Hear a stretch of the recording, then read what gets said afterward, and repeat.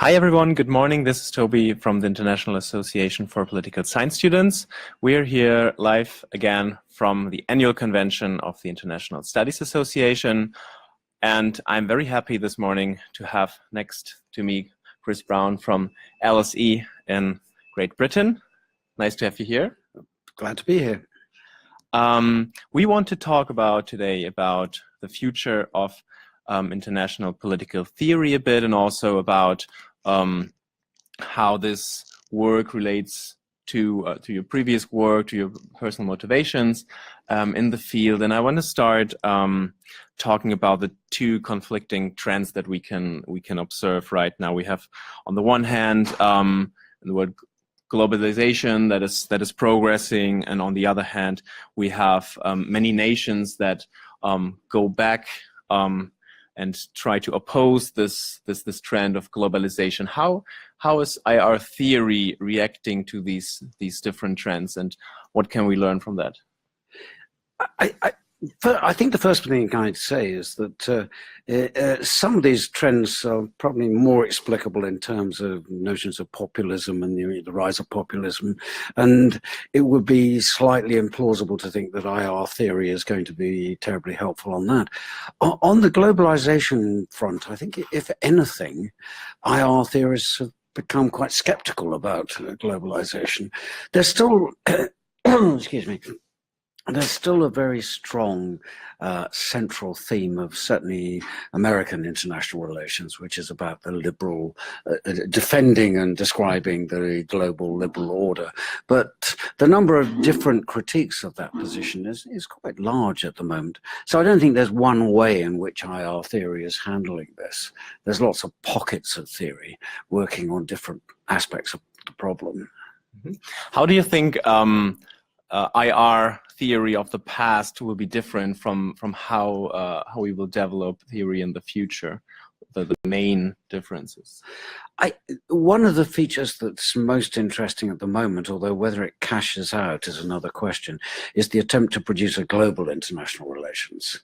IAPSS is obviously a leading figure in this area, bringing in voices we haven't heard before. The trouble is that the way you get to hear them is that if they stop talking in our language. Whereas what we really would like to see is global voices talking in their own language and contributing to the understanding of IR theory. So the possibility of a global IR seems to me an interesting prospect for the future, although there are a lot of snags along the way, a lot of speed bumps before we can get that running. Yeah. What kind of speed bumps? Well, the biggest speed bump is that in order to be heard in the IR discourse, you have to speak like a Westerner in a way. So what we're saying, what people who push for global politics are actually saying is, what we want to hear is global voices. But the point is there's lots of global voices out there already. Mm-hmm. The reason we're not hearing them is because they're not speaking our language. The question, the paradox is in order for us to hear them, they have to speak our language. But if they're speaking our language, they're stopping being global voices in a way. I don't know if that makes any sense, but a lot of people have said we'd like to hear more Islamic voices. We'd like to hear more voices from China, from the subcontinent, from Africa, and so on. The point is, there's lots of people saying things in these places, but we're not hearing them. Mm-hmm. I know that you are writing exactly on this topic. How do you manage in your new project to have all these voices together, or to make a start in bringing other voices into IR theory? Well, the recent project I've been involved with, which is now published, the Oxford Handbook of International Political Theory, I think a legitimate criticism of it is that it doesn't contain many voices from the global south. But part of the problem there is, as I say, the discourse we were looking at, the contributions are not coming from there. They're coming in a different kind of way. So when I talk about the rise of global IR, I'm not really talking about the past. I'm talking about a possible future. Mm-hmm. How do you think? I mean, you've already pointed out some of the structural problems that we face there. Where do you think, also in terms of giving policy advice, for example, what can other countries or what can we all together do to have these voices being stronger in terms of, for example, thinking about strengthening university systems in other countries or pushing students from other countries? What is it that we have to do first? I mean, obviously, assisting universities is a very important thing, but the problem, I think, often is that when you introduce these links, what you're doing is pulling out people from their own system and bringing them into our system. You know, so you get a small number of scholars from a particular country who enter into the international lecture circuit, come to places like ISA and so on, but they're not really representative of the vast numbers of people. I mean, I think there are probably more people teaching international relations in India than in most of the countries which are represented here. There are a vast number of courses on international relations, but most of the people engaged in those courses aren't engaged with the global IR community at the moment. Partly because resources are very poor. Many countries, the number of books that are available to students are very limited, and the kind of staff-student ratios that are involved make it very difficult for the scholars themselves to do original work and to relate to people outside. I was talking to a colleague last night who was talking about a university in Southern Africa where a teacher there was teaching 2,000 students a semester without TAs. You know, if you're under that kind of pressure, the ability to engage with the global community is pretty limited. You were talking in previous interviews, in your previous writings, about that in this regard also theory and practice is getting divorced. Do you still think that, or do you also approach this issue because you want to kind of bring them together again, or how does that relate to your approach? Yeah, I've written a couple of articles on this, and the book we've just edited is along these lines. I think there are different roles for theory. The classification that's very popular is the idea of critical theory and problem-solving theory. Robert Cox's famous piece in the excellent journal Millennium 35 years ago, still one of the most cited papers of the last 50 years, in which he sets out the idea of a distinction between problem-solving theory, which takes the world as it is and attempts to solve problems within that framework, and critical theory, which challenges it. I get a bit worried by that because it kind of implies that doing problem solving is something that is a slightly inferior activity from engaging in critical theory. I mean, what I want to argue is critical theory and problem solving theory are different moments of the same theory. At one point, you will have to hold things constant and try and solve a particular problem. At other points, you open things up and challenge. The way I prefer to classify or characterize work comes from the political theorist Stephen White. He talks about the distinction between world disclosing theory and action guiding theory. A world disclosing theory may not have any immediate practical effect, but it's getting us to think about the world in a different way, it's getting us to see things in the world we haven't seen before. Action guiding theory, as the term would suggest, is telling us what to do. Now, I think one of my critiques of IR theory over the last 20 years is that it's kind of privileged world disclosing theory at the price of neglecting action guiding theory. So I want to see them brought back into a more equal relationship. So, I mean, on the new, which I'm now going to plug, the Oxford Handbook of International Political Theory, I mean, our line on this was that we don't need to defend the project of international political theory anymore. I mean, it's well established, I think, now.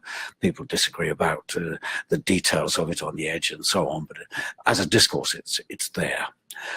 What we're arguing that is that it ought to engage with the political a lot more, that the emphasis on ideal theory needs to be replaced by an engagement with real politics, and also not just real politics, but with the empirical findings of other IR scholars. So all our authors, when they couldn't all do this because of the nature of the topics, but all the 50 people we got writing chapters, we said to them, you know, how does your work relate to real political problems? You know, how does your work relate to the empirical findings in your particular area? So we got some excellent essays, I think, on things like environmental justice, global governance and the like, which quite often in the past haven't been seen as core topics within international political theory, but I hope they will be in future. Yeah. Drawing some of these lines together that you just mentioned, do you see it correctly that maybe in one or the other way, these theoretical debates that we had in the discipline are rather also representations of hegemonic views and like in world politics, and therefore they're unable, because of the structure and the concept of how the theories work together, to include and to be an inclusive global IR? I think mainstream liberal international relations theory undoubtedly is associated with a hegemonic project. I mean, whether that's what drives the theorists is another issue, but it is certainly connected. But I think there's a lot of counter-hegemonic theory around as well, so I wouldn't think that's necessarily the problem. So I would be interested then to look more on how this project of thinking about our theory more broadly to what you've written before on ethics and politics. Can you tell us a bit, as a scholar, what motivates you, what drives you to write about these two topics? Well, personal history is slightly boring at times, but I mean, in my earlier career, I was really interested in political economy. And like a lot of people in the 1970s, which was, and early 80s, you know, one was committed to certain kinds of changes in the global economy, you know, and a reorientation towards the poor, a change in the distribution of power globally. By the mid-80s, it was pretty clear that this wasn't happening. And the thing that came to me then, and I think to a number of other people, is that in a way it wasn't the economics that was the problem. It was people's attitudes to the economics, you know. So individuals in the advanced industrial world will make a big distinction between domestic poverty and global poverty. You know, most of us in the advanced industrial world are being taxed quite substantially to cope with domestic problems. You know, the tax take in most countries, well, it varies from country to country, but you know, 35 to 45 to 50% of people's incomes, a large part of which is redistributive within the countries concerned. And yet the same countries, very, very few are prepared to give aid of more, even at the 1% level that the UN looks forward. And so what that suggested, and what that made worthy of a focus, I think, is that people think about their obligations to foreigners differently from the way they think about their obligations to their fellow citizens. And so a large part of what I've started out doing in international political theory was exploring exactly that topic. Yeah. And of course, in the 1980s, you had a convergence of interest from a lot of different directions. I think you had analytical political theorists working in the shadow of John Rawls, but being very dissatisfied with his account of the international. So you have people like Charles Bates, Thomas Pogge, Brian Barry, who are writing theories of international justice in the shadow of Rawls, but not following Rawls's own position. There, at the same time, you have people developing critical theoretical perspectives, post-positivist perspectives, post-structuralist perspectives, feminism, a range of kind of counter hegemonic discourses in the late 80s. And you also have more conventional IR theorists from the English school and traditional realists, for that matter, who are unhappy with the turn towards rational choice that was taking place within the mainstream discipline. And so these three kind of groups, I think, coalesced in a way for a short period to create a new sort of discourse. Now, to some extent, they've broken apart afterwards. But it's quite striking that it's now, whereas once upon a time, there was a very clear distinction between political theorists and IR theorists. There's now a lot of people who break that distinction. You can't really pigeonhole them in any one of those two categories. They have a category of their own. So I just to take a name almost at random, Simon Caney, very distinguished political philosopher at Oxford, who writes heavily about global justice. He writes about global environmental justice. He writes about health issues globally. He's a political theorist. He's an IR theorist. The distinction has broken down somewhat. So that, to my mind, that's one of the major shifts that's taken place in recent years. One thing that we also observe here throughout the last interviews is that the role of normativity in IR is changing a lot. Yesterday we were talking to Katrin Secgen, who published or is publishing about hope. And so this would be actually interesting on looking on your previous work and what you're doing right now. Where do you think is the space of normativity in future IR? I think there's a big divide between normative in the sense of looking at what the implications of particular theories are on the development of norms globally, and the idea of kind of norms as a variable almost. I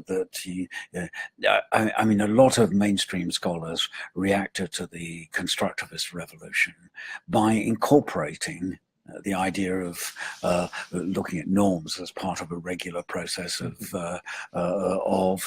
theory building. So it's an additional variable. Whereas I think what I want to say is that the questions that are raised by this are much bigger than simply being an extra variable. And it's one of the reasons why I try not to use the term normative IR theory or ethics and IR. I think both of those terms have value, but they're restricting and limiting. Ethics in particular, it gives the impression that one's preaching. It gives the impression that you're telling people what to do, which I don't think a lot of IPT is. Normative, the normative dimension of international political theory is there, but there's also an interpretive dimension. Not everybody who engages in IPT is actually engaging in norm promotion. How is that then different, promoting ethics and what you were talking about previously, the action guidance theory?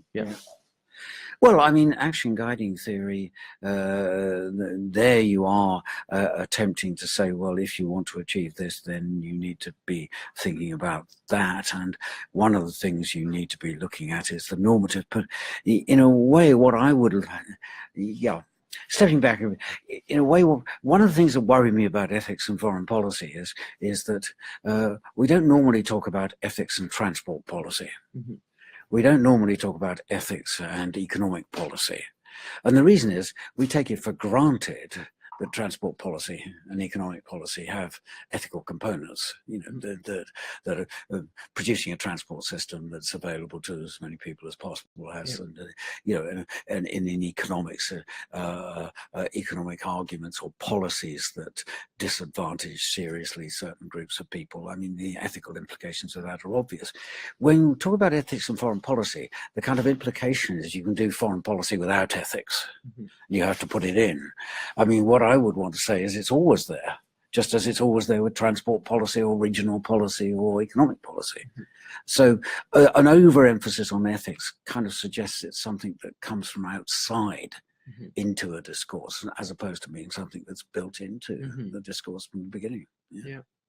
We have one question from our followers here. He says, Professor, could you clarify your understanding of real politics? The very meaning of the concept of the political is subject to intensive debates, including the scope of actors and procedures that it entails. For instance, one approach distinguishes between politics and technocracy, whereby in modernity there are many technocratic practices that are not political. For example, Michael Mann, Zygmunt Bauman. Then, what do these conflicting understanding of the political imply for a project of an overview of the subdiscipline of international political theory that has the ambition to address the challenges to real politics? That was a long question. Thank you, Max. It's a good question. I think when we talk about engagement with real politics, what we're trying to do is partly a negative thing, to get away from the kind of political theory that involves developing hypothetical cases. And I mean, the famous trolley problem and similar devices which some political theorists use. I mean, just to take an example, I reviewed a book in Ethics and International Affairs last summer, which was in many ways an excellent book by a scholar called Christian Barry, very fine scholar. And but the point about this book is throughout the book he's trying to talk about approaches to global poverty, but instead of looking at how the existing institutions work, what kind of values they're pushing, what can be done about them, how those institutions relate to what we know about the increasing development in recent years, and so on and so forth. Instead of that, you get things like a hypothetical discussion of trade relations between Earth and Venus. Why study relations between Earth and Venus when you can study the World Trade Organization? I'll use this, since I was quite rude in the review anyway, so Christian will know about this. I mean, the other aspect of it is that there's throughout this book, it's about responding to global poverty, but it never really acknowledges that about 1.5 billion people have come out of global poverty in the last 20 years. I don't want to start sounding too much like Steven Pinker about how everything's getting better, but the truth of the matter is, by 15 out of 20, I think, of the Millennium Goals for poverty reduction have already been reached.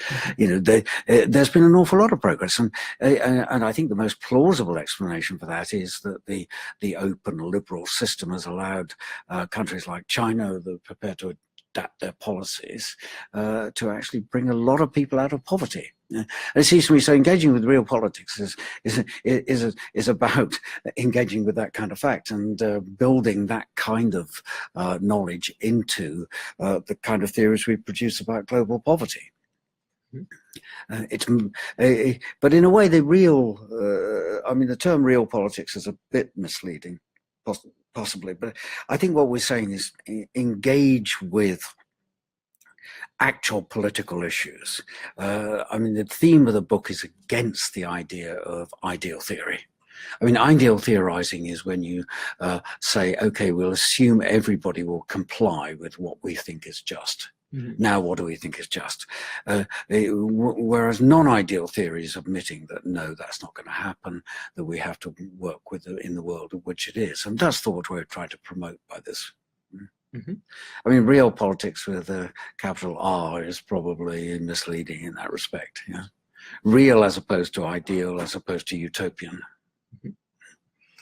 All right. Thank you very much. That was also from my side. If you don't have any other questions, I want to thank you a lot for being here with us today and for taking the time answering all the questions that were coming. My pleasure. I wish you a great conference here and have a good day.